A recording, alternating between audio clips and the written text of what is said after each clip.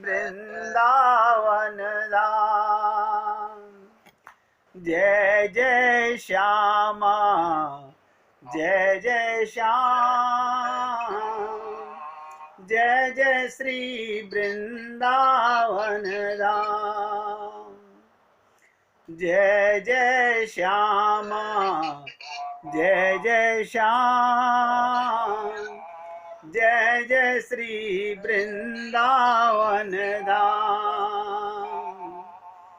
प्यारी राधे प्यारो श्याम, प्यारो श्री वृंदावन धाम।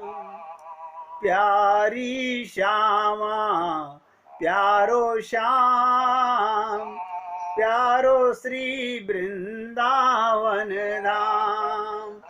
जब तक ये भाव से नहीं गाओगे बेकार है। मुझे तो बड़ा ताज्जुब होता है, बहुत ताज्जुब होता है लोगों को। आज किसका जन्मदिन है बताओ? कमाल की बात, मरने वाले का जन्मदिन याद है, मिटने वाले का जन्मदिन याद है, अपने को अजन्मा नहीं मानते। हमें सदगुरु भी मिल गए, फिर भी हम अपने को अजन्मा नहीं मानते। शरीर के जन्म की कितनी कीमत मानते हैं। तो इस शरीर की इंपॉर्टेंस को भी तो समझो। इस देह में हरि मिलत है।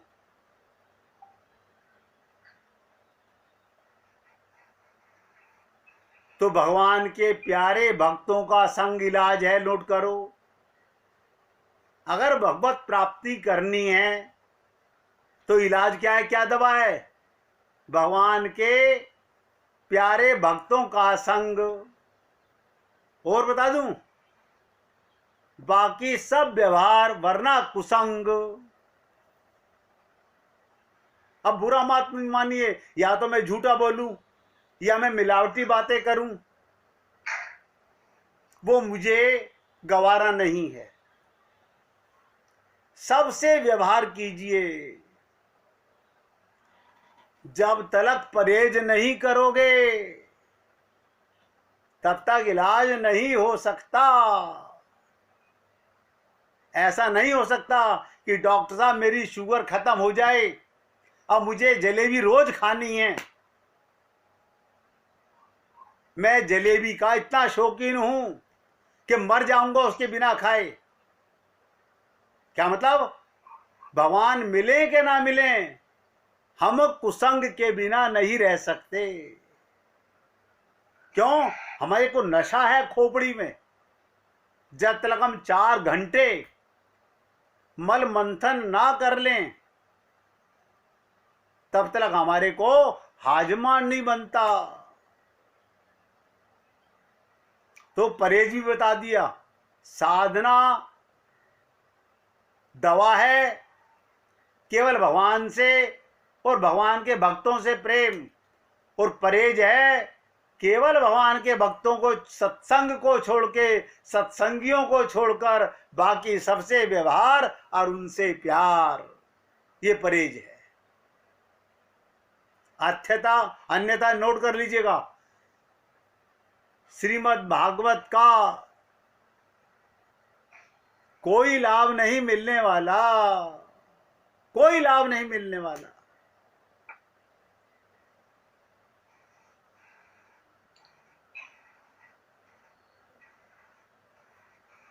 कहते ना, इसमें संदेह नहीं, समस्त साधनाओं का लक्ष्य है। जैसे शरीर को स्वस्थ करना, कितनी कड़वाई दवाई पिला लो। देखो डॉक्टर साहब कहते हैं, डॉक्टर साहब, बहुत से लोग तो क्या कहते हैं, डॉक्टर साहब कड़वी दवा मत दीजिए। वो कह रहा है फिर किसी और डॉक्टर को ढूंढ लीजिए, फिर किसी और डॉक्टर, फिर सबने मना कर दिया, नहीं जी दवा तो कड़वी है। अब वो गए, नहीं डॉक्टर साहब दे दीजिए। मरने से डरते हैं। देखो कमाल की बात, गुरु के पास जाकर के 99% लोग, कल मुझे भाई साहब बोल रहे थे, नहीं एक भी तैयार नहीं होगा। ये सच कह रहे थे। 1 लाखों में से 1 को ढांट छाटना बड़ा मुश्किल है। एक व्यक्ति को भी छांटना मुश्किल है। वो सत्य बोलते हैं, हमारे को हृदय में बात कारगर साबित होती है। पूछिए।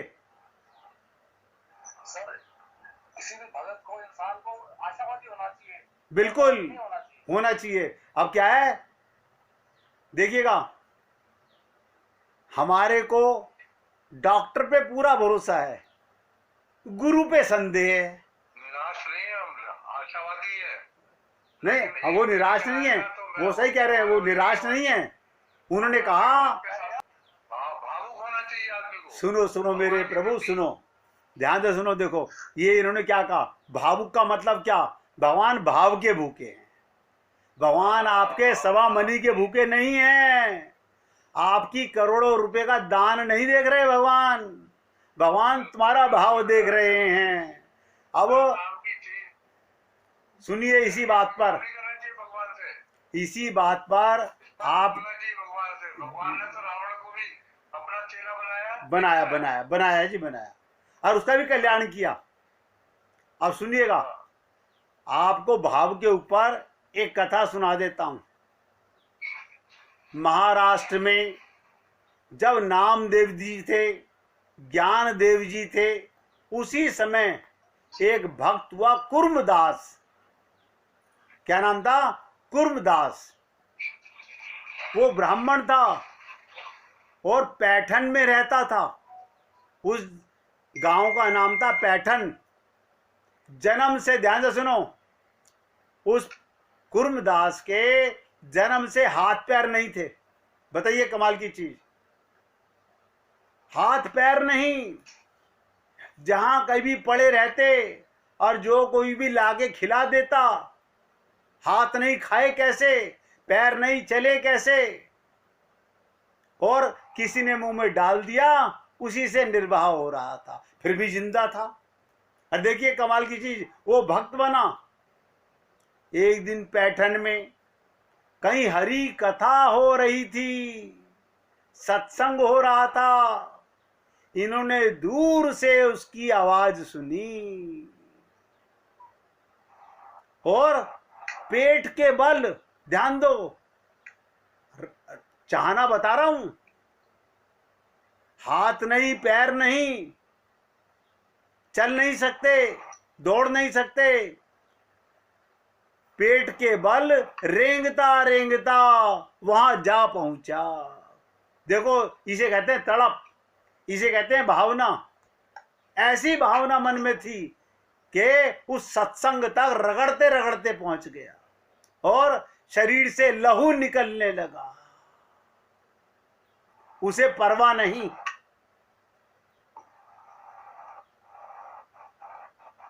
और वहां पर जाकर के जो सत्संग सुना, और वो सत्संग में कोई संत बता रहे थे कि आषाढ़ी कार्तिक की यात्रा का महत्व सुना रहे थे संत महात्मा। तो कार्तिक एकादशी में भी 4 महीने की अवधि थी। वो सोच रहा है, पड़ा पड़ा लहूलुहान है और सुन रहा है कि मैं कैसे पंढरपुर जाऊं। देखिएगा, जिसके हाथ नहीं पैर नहीं, मन में चाहना थी मैं पंढरपुर कैसे जाऊं, अभी 4 मास पड़े हुए हैं। पेट के बल चलकर पंढरपुर पहुंचने का निश्चय किया। देखो कमाल की बात, हम नहीं निश्चय करते, हमारे हाथ पैर सब कुछ है, हमारा मन नहीं है हमारे बस में। और उसने पेट के बल रगड़ रगड़ के जाने की हिम्मत की और उसी क्षण जैसे सुना, उसी क्षण वहां से चल पड़ा, मैं पंढरपुर जा रहा हूं। 1 कोस से अधिक पूरे दिन अपने शरीर को रगड़ने के बाद भी वो नहीं पहुंच सकता था।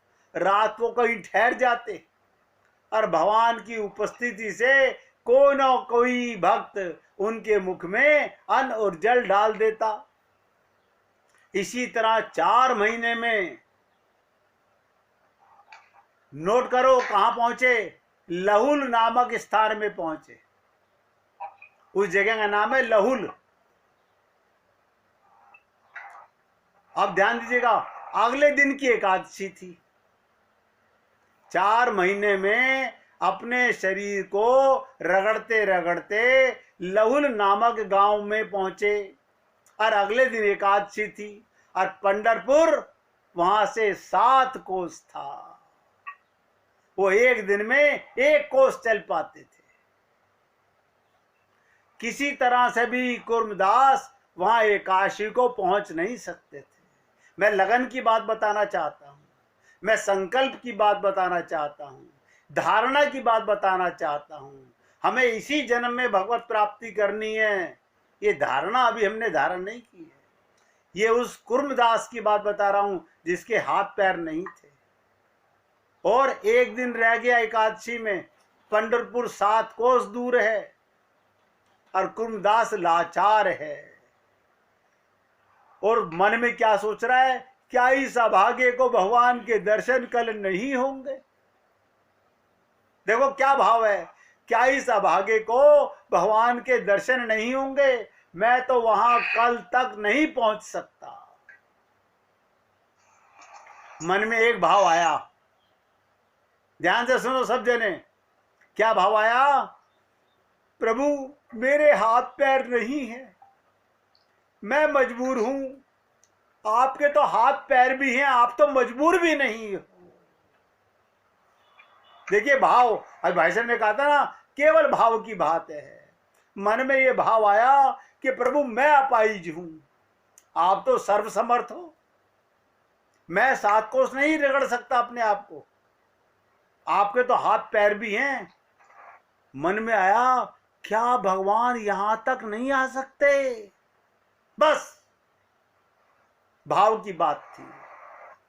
वे जो चाहे कर सकते हैं, मन में संतों से सुना हुआ था, भगवान सर्वसमर्थ हैं, जो चाहे कर सकते हैं। ये सोचकर उन्होंने एक चिट्ठी लिखी। कैसे, एक भक्त से कहा, मेरे नाम से एक चिट्ठी लिख लीजिए कागज पर, मेरे नाम से एक चिट्ठी लिख दीजिए। मेरे तो हाथ पैर है नहीं, मैं लिख ही नहीं सकता, मैं बोल सकता हूं। क्या कहा उसने चिट्ठी में, देखो कुर्मदास की बता रहा हूं, सबके पास भगवान ने भाव दिया है। हे भगवान, देखिएगा, कहता है हे भगवान, मैं बेहाथ पैर का आपका दास यहां पड़ा हूं। अब बताइए, ये कौन से वेद की प्रार्थना है, ये कौन सी कार्तिक की प्रार्थना है, ये कौन से गणेश जी की स्तुति है, ये कौन से शंकर भगवान की प्रार्थना है, ये कौन से देवी जी की चालीसा है। भक्त कह रहा है भाव से, हे भगवान, मैं बिना हाथ पैर का आपका दास यहां पड़ा हूं, मैं कल तक आपके पास नहीं पहुंच सकता, इसलिए आप ही दया करके यहां आए और मुझे दर्शन दे दें। ये चिट्ठी उन्होंने उस यात्री के हाथ भगवान के पास भिजवा दी। दूसरे दिन, ये आपको रियल स्टोरी बता रहा हूं, आज भी उस गांव में अगर आप जाके देखोगे, जो बात बताने जा रहा हूं ध्यान से सुनिएगा, वहां पर आज भी वो मंदिर बना हुआ है। इसलिए आप ही दया करके यहां आइए, मुझे दर्शन दीजिए, चाहना पैदा कौन करे। ये चिट्ठी दूसरे दिन एकादशी को भगवान दर्शन करके, उस यात्री ने वो चिट्ठी भगवान के चरणों में रख दी। लहुल, जहां पर वो पहुंचा था, जहां प्रार्थना कर रहा था, जहां से चिट्ठी लिखी थी, लहुल में कुर्मदास भगवान की प्रतीक्षा कर रहा है, प्रतीक्षा कर रहा है। मगर किसकी कर रहा है, बेटे की, बाप की, बहन की, मां की, पति की, इनकी नहीं कर रहा, भगवान की कर रहा है। एको नारायणा। मेरे भगवान, मुझे भरोसा है, मेरी चिट्ठी मिल गई, वो आएंगे। जोर जोर से पुकार रहे हैं, भगवान कब दर्शन दोगे, भगवान कब दर्शन दोगे। कोई आरती नहीं, कोई कथा नहीं, कोई चालीसा नहीं, एक रटन। अभी तक क्यों नहीं आए, मैं तो आपका हूं ना, मैं तो आपका हूं ना। बस भगवान यही सुनना चाहते हैं। और आप हम लोग, मैं पिताजी का, माताजी का, पति का, पत्नी का, शरीर का, परिवार का, संसार का, अरे बाबा, इनके होते होते तो करोड़ों जन्म बीत गए। एक और ना, ये वीरन हिम्मत की, मेरे तो गिरधर गोपाल। तो कहते हैं कुर्मदास, मैं आपका हूं ना। इस प्रकार अत्यंत व्याकुल होकर वो भगवान को पुकारने लगे। तो क्या हुआ, परम करुणानिक पांड्रिक नाथ विठल नाथ भगवान, ध्यान दीजिएगा, विठल नाथ भगवान, ज्ञानदेव, नामदेव और सांवता माली, तीन भक्तों को लिया भगवान ने। ज्ञानदेव, नामदेव और सांवता माली को। और इन तीनों के साथ कुर्मदास के सामने आकर भगवान, जैसे विठल नाथ जी की मूर्ति पंढरपुर में है, वैसे सामने विराजमान हो गए। कुर्मदास ने अपने मस्तक से भगवान की मूर्ति के सामने बार बार सर मारा, चरण पकड़ लिए भगवान के। तब से भगवान, जब तक कुर्मदास वहां पे रहा, लहुल गांव के अंदर वहीं रहे। श्री विठल भगवान का जो मंदिर है, वो इन्हीं कुर्मदास पर भगवान का मूर्त अनुग्रह है। उस गांव के अंदर वो मूर्ति अपने आप प्रकट हुई थी। और आज भी वहां पर भक्त लोग जाकर दर्शन करते हैं। ये क्या था, जब तक वो जिंदा रहा, भगवान वहां से हिले नहीं। भगवान कहते ना, अहम भक्त पराधीना, भक्त बनने की चेष्टा कौन करे। और ये भी आपको बता दूं, हम सब भक्त हैं। आप कहेंगे हम भक्त भी हैं, हाँ हम सब भक्त हैं। कैसे भक्त हैं बता दूं, कोई धन का भक्त है, कोई सीट का भक्त है, कोई अपनी रचना का भक्त है, कोई वावा लूटने का भक्त है। भक्त सब हैं। हमारे मन में केवल भगवान की चाहना दबी हुई है। और देखिए कमाल की चीज, वो सबके अंदर है। हद देखो, अंदर है भगवान की चाहना, मगर दबी हुई है। उसके ऊपर अब कल सुन लेंगे सत्संग। आज तो पति देव ने कहा है हीरे का हार लेने जाना है श्री राम हरि राम से, वो उनका आज ही चलना पड़ेगा, कल नहीं दिलाएंगे। मतलब तुमको भरोसा है कि कल का दिन आएगा भी, इतना विश्वास है हमारे को। यही कारण रहा कि हम भाव आज तक भगवान के साथ अपना संबंध नहीं बना सके। और मैंने पीछे आपके साथ चर्चा की थी, जब तक संबंध नहीं बनेगा, अभिधेय नहीं मिलेगा, अब प्रयोजन का तो मतलब ही नहीं पैदा होता।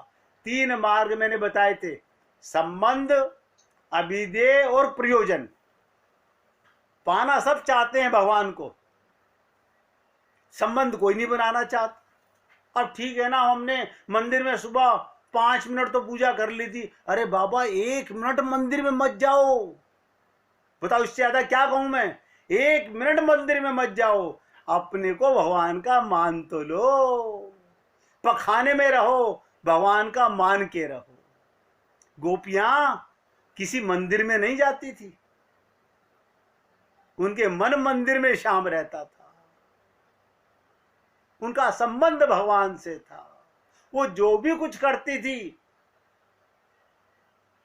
जो भी कुछ करती थी, केवल भगवान के निमित्त करती थी। खाना बना रही हैं भगवान के निमित्त, गोबर पाथ रही हैं भगवान के निमित्त।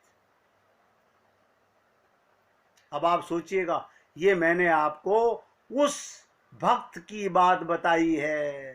किसकी?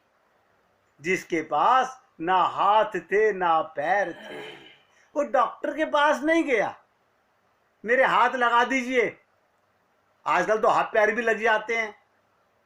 वो भगवान से अपनी अरदास कर रहा है कि प्रभु मैं नहीं आ सकता, आप तो आ सकते हो। और भगवान को आना पड़ा। भगवान कहते हैं ये भक्त लोग मुझे खा जाते हैं, मैं इनके बस में रहता हूं। आप भी एक